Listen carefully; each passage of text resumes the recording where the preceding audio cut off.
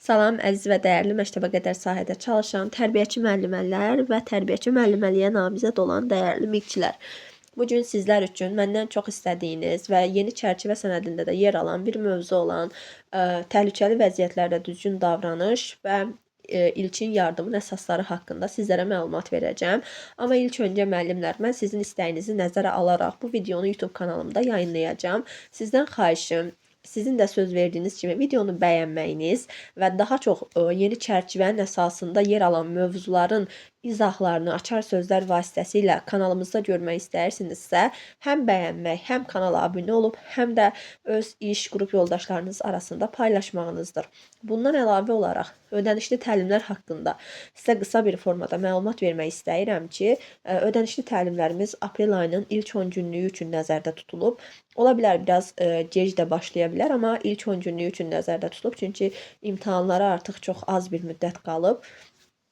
Ona əsasən sıfır bazalı müəllimlər üçün demək olar ki, sonuncu qruplarımdan biridir və imtahanda yüksək nəticə göstərmək istəyən müəllimlər bu qrup vasitəsilə öz istədikləri nəticəni əldə edə bilər.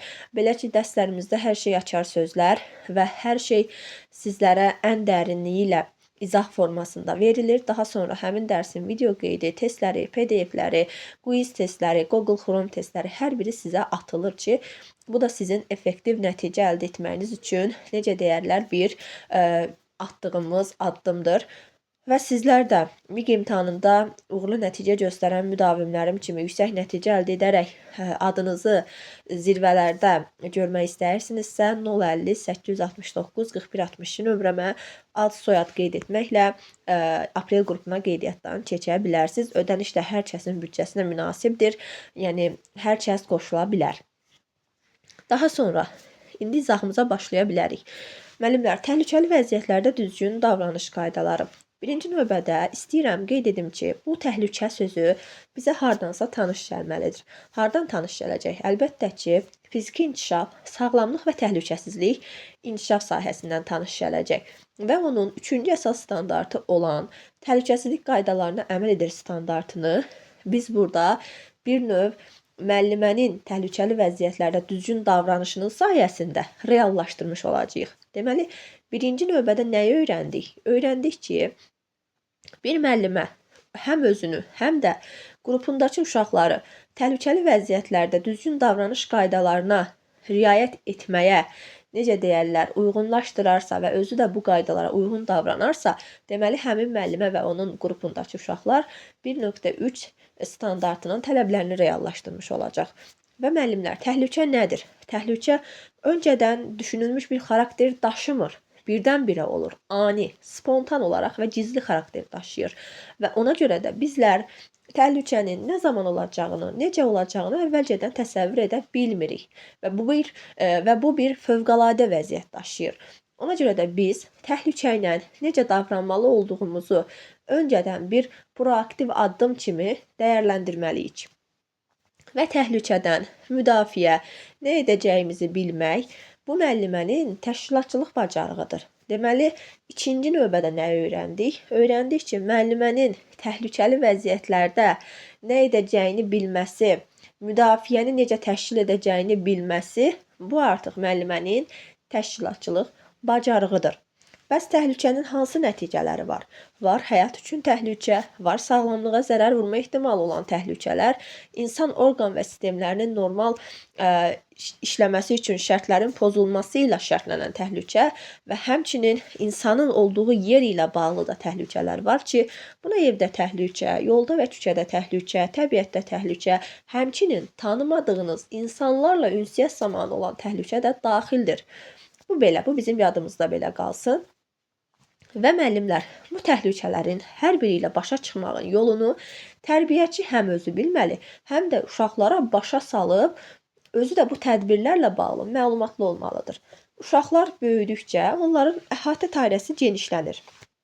Və əhatə dairəsi genişləndikcə onların təhlükəsizliyini təmin etmək də çətinləşir və mümkün deyil demək olar ki. Amma tərbiyəçi müəllim uşaqlara, uşağın həyatı və sağlamlığı üçün potensial təhdidləri göstərməli və izah etməlidir ki, uşaq artıq həmin təhlükə zamanı, həmin təhdidlər zamanı necə davranacağını bilsin və həmin vəziyyətlərdə ona uyğun şəkildə davranmağı bacarsın. Və bunun üçün tərbiyəçi 3 metoddan istifadə etməlidir. Hansı metodlar? Birinci növbədə əyani metod. Əyani metod nədir müəllimlər? Əyani metod, yəni daha çox uşaqlara təhlükəni onların təsəvvüründə canlandırmaq üçün istifadə olunan bir metoddur. Bura şəkillər, videolar daxildir. Şifahi metod daha çox sözlü. Məsəl üçün, uşağa izah edirəm ki, belə olarsa belə davran, bu kimi vəziyyətdə belə davransan daha yaxşı olar. Yəni, sözlü, nitqin vasitəsilə başa salıram. Bir də var, praktik şəkildə. Praktikə nələr daxildir? Səhnələşdirməklə, rollu oyunlar vasitəsilə uşaqlara o anı, o vəziyyəti sanki hal-hazırda yaşayırmış kimi canlandıraraq bu metod vasitəsilə uşaqlarda formalaşdırıram. Bəs təhlükəsizliyə nələr daxildir? Təhlükəsizliyə daxildir təhlükəni qabaqcadan görmək. Hansı ki, mən bugün yaslı qrupunda çalışıram, ikinci körpələr qrupunda və ikinci körpələr, birinci körpələr qrupunun uşaqları daha çox onlarda əşyavi manipulyativ fəaliyyət dönəmi olduğu üçün hər şeyi ağzına, hər şeyi dadmaq, hər şeyi gözünə, burnuna aparmaq istədiyi bir dönəmdə olduğu üçün mən təhlükəni qabaqcadan görməliyəm. Məsəl üçün, qrup otağında xırda əşyalar olmamalıdır ki, uşaq o xırda əşyanı ağzına ata bilər və nəticədə onun nəfəs borusuna gedib uşağın həyatı üçün birbaşa təhlükə yarada bilər. Deməli, mən nə edirəm? Mən təhlükəni qabaqcadan görürəm və bilirəm ki, bu uşaq üçün bu əşyalar olmaz qrup otağında və həmin əşyalar qrup otağında olmur. Və yaxud qayçı orta qrupdan etibarən verilir. Mən nə edirəm? Qayçını əgər birinci, ikinci körpələr qrupunda gətirib uşağın yanına qoysam, avtomatik o uşaq üçün bir təhlükədir. Deməli, mən nə edim? Mən təhlükəni qabaqcadan görmədim. Bu belə. Daha sonra imkan daxilində yol verməmək var. İmkan daxilində yol verməmək nə deməkdir? Bu deməkdir ki, bir müəllimə orta qrupun müəlliməsidir. Müəllimə qayçı ilə işləməni uşağa özü izah etməlidir. Yəni, birdən-birə qayçını uşağın əlinə verib, indi kəs deməməlidir. Müəllimə ən başlıca olaraq uşağa qayçı ilə işləmək necə olur? Qayçı ilə işləyərkən təhlükəsizliyi qorumaq necə lazımdır? Bunların hamısını ən dərinliyi ilə izahını verməlidir ki, uşağa qarşı artıq müəllimə neynədir? Təhlükənin imkan daxilində olmasına yol verməmiş oldu. Bu da belə. Daha sonra var, zəruri hallarda hərəkət etmək. Burada artıq müəllimə hadisə baş verir. Hər hansısa bir təhlükəli hadisə baş verir. Artıq müəllimə həmin halda, həmin təhlükəyə uyğun şəkildə davranır, hərəkət edir. Deməli, bu artıq nə olacaq? Zəruri hallarda hərəkət etmək olacaq. Bu belə. Bu da bizim yadımızda bu formada qalsın. Daha sonra burada əsas məqamları mən sizə qeyd edirəm və biz uşaqlara təhlükəsizliklə bağlı hər zaman məlumat verməliyik. Bu yaş qrupundan, orta qrupdan etibarən məsəl üçün bizim standartımızda var ki, uşaq artıq ona tanış olmayan adamlarla ehtiyatlı davranır. Yəni bunların hamısına da biz artıq diqqət yetirməliyik ki, uşaq ona tanış olmayan adamlardan nəsə almasın və yaxud ona tanış olmayan adam ona yaxınlaşan zaman çığırmağa başlasın. Çünki bilirsiniz, hal-hazırki dönəm üçün bunlar çox önəmlidir və uşaqlara təhlükəli vəziyyətlərdə hansı addımların atılmasını öyrətmək birbaşa olaraq tərbiyəçidən asılıdır. Bu belə. İndi isə keçid edək çərçivə sənədimizdə yer alan çox önəmli mövzu olan ilk yardım. İlk yardım nədir, müəllimlər? İlk yardım termini bir beynəlxalq termindir. Və zərər çəkənə biz tibbi yardıma qədər nə edirik? İlkin şəkildə öz yardımımızı göstəririk. Və bu yardım necə olmalıdır? Bu yardım birinci növbədə burada hər hansısa bir tibbi alətdən, hər hansısa bir tibbi avadanlıqdan istifadə edilməməlidir. Yəni bizim məqsədimiz həkimlik etmək deyil. Bizim məqsədimiz o anki vəziyyətə uyğun sadəcə uşağı həyatda saxlamaqdır. Yəni bizim vəzifəmiz bundan ibarətdir və tibbi yardımdan fərqli olaraq ilk yardım istənilən şəxs göstərə bilər və ilkin yardımda bizim məqsədimiz nə olmalıdır? Sadə, təcili və təsirli şəkildə tədbirlərimizi kompleksləşdirək. Necə olacaq? Deməli, tədbirimiz sadə, təcili və təsirli olacaq. Bu bizim üçün birinci qayda. İlk yardımın əsaslarında tərbiyəçinin və yaxud yardım göstərən şəxsin yardımı təcili, təsirli və sadə olmalıdır. Daha sonra ilk yardım hadisə baş verəndən sonra dərhal müdaxilə etmək deməkdir. Həkimə qədər göstərilən yardım olmalıdır. Buna nələr daxildir burada? Və ilk yardım zamanı ilk yardımı göstərən şəxs hansı qaydalara bilməlidir, hansı qaydalara əməl etməlidir? Özünü itirməməlidir, soyuqqanlı olmalıdır, mühiti düzgün qiymətləndirməlidir, nə baş verir? Hərəkətlərini məqsəd yönlü, ardıcıl şəkildə etməlidir. İlk yardımın bütün üsullarını mövcud qaydalara ciddi əməl etməklə göstərməlidir. Lazım gələrsə yolda da yardım göstərməlidir. Və kömək üçün birinci növbədə biz nə etməliyik? Tibb işçisini çağırmalıyıq, 112, 103 telefon xidmətini aktivləşdirməliyik və xəsarət alanı təhlükəli zonadan çıxarıb reaksiyasına baxmalıyıq ki, bu insanın huşu varmı və yaxud nəbzi atırmı? Yəni bu formada uşağa öz yardımımızı göstərəcəyik. Burada bizim ümumi şəkildədir. Amma mən burada olmayanlarda sizlər üçün deyəcəm. Hətta daha qısa formada deyəcəm müəllimlər. Yəni uzun-uzadı izahlar vermədən ilkin yardımda sizlərə qeyd edəcəm ki, məsəl üçün biz nə zaman hansı belə deyək, nüansa diqqət yetirib uşağa yardım etməliyik. Məsəl üçün travmadırsa, əgər uşaqda travma, yəni kəllə beyin travmasıdırsa, biz həmin uşağı arxası üstə, başı yana doğru çevrili formada zədələnmiş nahiyə əgər açıq yara deyilsə, ora buz qoyuruq. Döş qəfəsində travma olarsa, ora bir aseptik və sıxıcı sarğı ilə onu sıxırıq. Qarın travmalarında su vermək qəti olmaz. Qarına soyuq kompres qoymaq olar. Çanaq sümüklərinin travması varsa əgər, aşağı ətrafları bintlə möhkəm sarırıq, sarılmalıdır. Onurğa sütununun zədələnməsində üzü üstə sərt yerdə uzaldırıq həmin şəxsi, uşağı. Baş və sinənin altına paltar qoyuruq.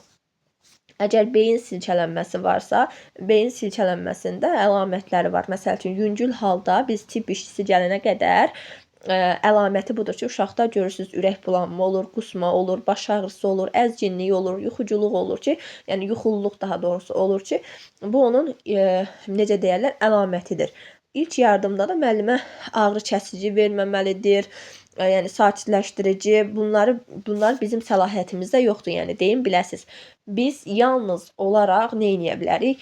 Biz yalnız olaraq o an üçün uşağı həyatda saxlamağa çalışmalıyıq. Yəni mənim dərman vermək, mənim uşağa nəsə bir rektal şam belə qoymağa artıq mənim nə vəzifəm, nə hüququm yoxdur. Qaldı ki, biz hətta tibb işçilərinə belə, hansı ki bizim bağçada çalışan tibb bacılarının belə bir hüququ, vəzifəsi yoxdur. Yəni biləsiz, onu ancaq tibb işçiləri özləri edə bilər.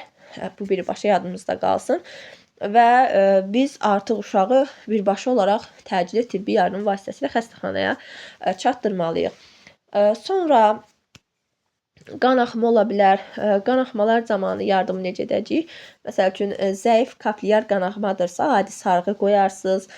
Güclü kaplyar, venoz və kiçik arterial qanaxmada isə tibb işçiləri gələnə qədər sıxıcı sarğı qoymaq effektivdir. Burun qanaxması zamanı zərər çəkəni oturdursunuz, boynunu önə əyirsiniz. Məsəl üçün, biz keçmiş qaydada, mənim həmişə yadımdadır ki, burnum qanayanda nənəm həmişə bizi arxaya doğru edirdi ki, burundan qan gəlməsin. Amma indi hal-hazırki sistemdə biz uşağı önə doğru əyirik, yəni bir növ boynunu önə doğru əyib, başını azacıq qabağa və aşağı şəkildə sallayırıq ki, o qan gəlsin və tökülsün. Və burun sümüyünün sınığı əgər yoxdursa, burun pərlərini, burunun bütün aşağı nahiyəsini iki tərəfdən sıxıb saxlayırıq və burnun yuxarı hissəsinə soyuq bir kompres qoya bilərik. Və burunda olan qan laxtalarının qopmaması üçün zərər çəkən danışmamalı, udqunmamalı, öskürməməli, tüpürməməli və yəni bunlara da riayət etməlidir. Əgər burunda yad cisim varsa, onu asanlıqla tuta bilirsinizsə, çıxarın. Amma yəni edə bilməzsinizsə, buna qəti şəkildə risk etmək olmaz. Və burun dəliklərinə barmaqla müdaxilə etmək qəti şəkildə olmaz. Cismin daha da arxaya itələnməməsi üçün qanaxma və tənəffüs yolunun tutulmasına səbəb ola bilər. Ona görə yəni əgər siz cismi çıxara bilirsinizsə, burunda nəsə varsa, bir cisim daxil olubsa, onu görə bilirsinizsə və yaxındadırsa çıxarın. Amma yox, uzaqdadırsa və bu arxaya doğru siz onu itələyə bilərsinizsə, bu zaman qəti şəkildə hər hansı bir toxunuşa yol vermirsiniz. Daha sonra bizim əsas məqamlarımızdan biri elektrik cəryanıdır ki, uşaqlarda və ən çox belə deyim, təhlükəli vəziyyətlərdən biri də budur ki, uşaqlarda elektrik cərəyanı vurduqda ilkin yardım necə olmalıdır? Zədələnmiş şəxsi birinci növbədə həmin elektrik şəbəkəsindən ayırmaq lazımdır, qoruyucunu açmaq lazımdır, ələ rezin bir əlcək geyinmək və quru parçanı sarımaq lazımdır. Quru taxta parçası ilə elektriki kənarlaşdırıb, paltarını çıxarıb, başını balınca qoyub, yavaşca yana çevirmək, üzərinə su çiləmək və gicgah nahiyəsini sirkəli su ilə silmək lazımdır. Naşatır spirti ilətmək, torpağa, quma bastırmaq qəti şəkildə olmaz, qadağandır. Daha sonra qida borusuna yemək qalarsa, bu zaman uşağı boyun səviyyəsinə enmək, yəni uşağın boyunun səviyyəsi nədirsə ona doğru enirik, arxasına çəkirik, bir əlimizi yumruq kimi büküb, o bir əlimizlə bu yumruğu döş sümüyünün çıxacağına söykəyib, yuxarı doğru 7-8 dəfə sıxırıq. Və bu formada həmin qidanı borudan xaric edirik. Suda boğulma zamanı isə nə edirik? Zədələnmiş şəxsi sudan çıxardırıq, şəhadət barmağımızla ağzını təmizləyib, xəsarət alanın bədənini öz dizinizdən üzü aşağı aşırıb kürək sümükləri arasında 2-3 dəfə vurmaq lazımdır. Tənəffüs yollarına yad cisim düşsə, burada biz Heymik üsulundan da istifadə edə bilərik. Heymik üsulu nədir? Uşağın arxasına keçirik. Ondan sonra mədənin bu aşağı hissəsindən, daha doğrusu yuxarı hissəsindən onu qucaqlayıb təkanvari hərəkət edirik və nəticədə onun artıq nə olur? O yad cisim onun tənəffüs yolundan xaric olunur. Bu formada sonra burada bundan əlavə olaraq məsəl üçün biz uşağın, əgər kiçik uşaqdırsa, məsəl üçün 1 yaşında, 2 yaşında uşaqdırsa, dediyimiz qayda ilə uşağın belə qarnın nahiyəsindən bir əlimizdən tutub, bir də arxasından, kürək nahiyəsindən də bir neçə dəfə təkanvari hərəkətlərlə 7-8 dəfə vuraraq həmin yad cismi çıxarmağa çalışırıq.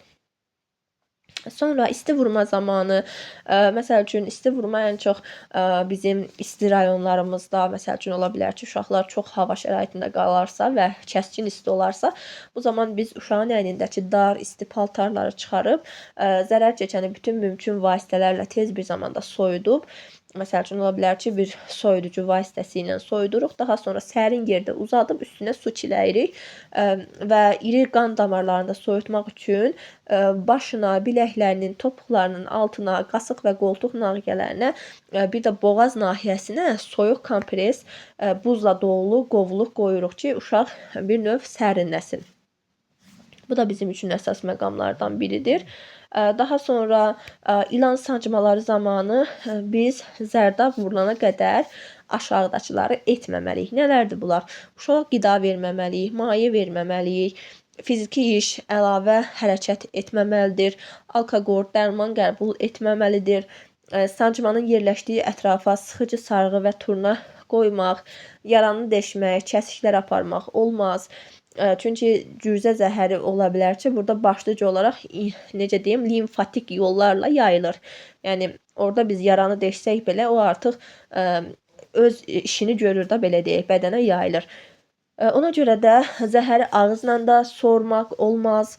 Çünki ağız boşluğunda yara ola bilər. Buna ən gözəl nümunə Qaraçı qızdakı tutu nümunəsidir ki, ora baxmısınızsa, o filmə baxmısınızsa görəcəksiniz ki, yəni ağız vasitəsilə sorma zamanı dişdə karies ola bilər, ağızda yara ola bilər ki, həmin yara vasitəsilə həmin o zəhər bizim bədənimizə yayıla bilər. Və zəhəri sormaq üçün xüsusi belə deyək, sorucu vasitədən istifadə edilməlidir və tibbi yardımı gözləmək lazımdır. Bu formada bu da yadımızda qalsın. Ağrı sancmasında nə edirik? Təcili yardıma çağırmaq, tibb işçisi gələnə qədər yaradan neşteri, yəni ağrının o iynəsini çıxarmaq lazımdır və neşteri barmaqlarla tutaraq çıxarmaq olmaz. Çünki bu zaman zəhər kisəsi sıxılır və qalmış zəhər zədələnmiş yerə daxil olur. Küt uclu bir əşya ilə, məsəl üçün, burada köməyi ilə, dırnaq yeyəsi ilə, məsəl üçün, köməyi ilə dəri səthi üzərində sürüşən hərəkətlərlə zəhər kisəciyini əzmədən neşteri çıxarmaq lazımdır. Yaranın üzərinə 20 dəqiqəyə yaxın bir müddətdə parçaya bükülmüş formada buz, soyuq kompres qoyula bilər. Amma mən özüm təbabət üsullarından ən çox ağrı sancmalarında istifadə edirəm. Pomidorun şirəsindən və yaxud turşudan. Yəni bizə müsahibə mərhələsində sual verirsə, təbii ki, ola bilər ki, bağçada məsəl üçün soyuq kompres tapmayaq. Bunun əvəzinə, məsəl üçün, pomidor şirəsi varsa mətbəxdə və yaxud qatıq, turşu, yəni onlardan qoymaq belə təbabət yolu ilə o ağrını və yaranın şişməsinin qarşısını alır. Bu formada bunları da demək olar, yəni. Daha sonra çıxıqlar var ki, hansı ki, çıxıqlar zamanı biz nə etməliyik? Bunların da hər birinə indi diqqətinizə çatdıracağam. Məsəl üçün, yara var, qanaxma var və ümumiyyətlə müəllimlər, ümumi yanaşmamız necə olmalıdır? Yəni biz hər hansısa bir ilkin yardımla əlaqəli vəziyyətlərlə rastlaşdığımız zaman ümumi yanaşmamız bayaq da dediyim kimi, yəni vəziyyəti qiymətləndirməliyik, təhlükəsizliyi təmin etməliyik, yardımı çağırıb və səbəbi aradan qaldırıb ilkin yardımı göstərməliyik. Deməli, birinci növbədə nə edirik? Sabah desək ki, müəllimənin ümumi yanaşması aşağıdakılardan hansı ardıcıllıqla tamamlanmalıdır? Birinci, müəllimə vəziyyəti qiymətləndirməlidir. Bu bir. İkinci, təhlükəsizliyini təmin etməlidir. Üçüncü, təcili yardımı çağırmalıdır. Dördüncü, səbəbi aradan qaldırıb. Beşinci, artıq iç yardımı göstərməlidir. Və müəllimlər, yara qanaxma zamanı əllərimiz təmiz olmalıdır. Birinci növbədə. Daha sonra yaranı antiseptiklə bir yuyuruq. Yəni antiseptik deyəndə, məsəl üçün, Perekslə yuyuruq. Qanaxma varsa əgər, sıxıcı sarğı ilə dayandırıb, güclü qanaxmalarda turniket qoya bilərik. Və 5-ci olaraq onun üzərini steril bir sarğı ilə örtürük. Bu formada bu bizim yara və qanaxma zamanı görəcəyimiz addımdır. Əzilmə. Əzilmə varsa, məsəl üçün, əzilmə nədir? Küt bir alətin təsiri nəticəsində bədənin yumşaq toxumasının və yaxud orqanlarının zədələnməsidir. Burada nə edirik? Burada artıq hərəkətsiz bir vəziyyətdə saxlayıb, yuxarı qaldırıb, yəni yuxarı bir, necə deyim, yüksək bir mövqedə saxlayırıq. Ora soyuq bir buz kisəsi tətbiq edirik və əzilmə sahəsi böyükdürsə təcili yardımı çağırmaq lazımdır. Sınıq zamanı tərpətmirik, şinlə fiksə edirik, yəni hərəkətsizliyini fiksə etmək, yəni hərəkətsizliyini təmin edirik. Qanaxma varsa dayandırır, xəstəxanaya çatdırırıq bu formada. Sonra yanıqda mənbəkdən uzaqlaşdırdıq. Bayaq dediyimiz kimi, əgər kəskin dərəcəli yanıqdırsa, yəni bu zaman artıq iş bizdən çıxır və onu artıq təcili tibbi yardım müəssisəsinə çatdırmaq lazımdır. Daha sonra və 15-20 dəqiqə suda saxlayırıq. Heç nə sürtmək olmaz və steril sarğı qoymaq lazımdır yanıqlar zamanı da. Burun qanaxmasında dediyim ki, oturduruq, başı irəli əyiririk, burnu sıxırıq və soyuq kompres qoyuruq. Qıc olma zamanı yanı üstə uşağı uzadırıq, ağzına heç nə salmırıq, paltarını boşaldıb təcili yardımı çağırırıq. Daha sonra yad qismi də dedim, yıxılma olarsa yenə uşağı hərəkətsiz saxlayırıq, zədəni yoxlayırıq, soyuq qoyuruq və belə deyək, şübhəli sınıqdırsa, əgər uşağı tərpətmirik. Bağların gərilməsi varsa hərəkətsiz saxlayırıq, soyuq tətbiq edirik, bandaj qoyuruq və istirahət veririk. Süni tənəffüsü də dedim. Ürək masajında isə birinci növbədə xəstəni uzadırıq. Daha sonra uzatdıqdan sonra döş sümüyünə necə deyirlər, masaj edirik. Ritmik şəkildə əllərimiz vasitəsilə dəqiqədə 60-80 dəfə həmin masajımızı edirik. Artıq uşağın nəfəs almasından əmin olduğumuz zaman əllərimizi çəkmiş oluruq. Yəni ümumi formada açar sözlər vasitəsilə bunları bilsəz, kifayətdir. PDF-imizdə də hər biri qeyd olunubdur. Sadəcə mən qısalaşdırılmış formada sizləri çox yormadan istədim ki, aydınlıq gətirim. Yəni bunları bilsəz, kifayət qədər məlumatınız olacaqdır. Burada da yenə qanaxma ilə bağlıdır. Hamısını sizə izah etdim. Yenə də nəsə haqqında bir sualınız olarsa, qaranlıq bir məqam yaşayarsınızsa, nömrəmlə əlaqə saxlayıb suallarınızı yaza bilərsiniz ki, hər bir sualınıza anında cavab veriləcəkdir, dəyərli müəllimlər. Diqqətiniz üçün təşəkkür edirəm. Növbəti açar sözlü təlimlərdə görüşmək üzərə. Özünüzə yaxşı baxın. Bayramınız da mübarək olsun.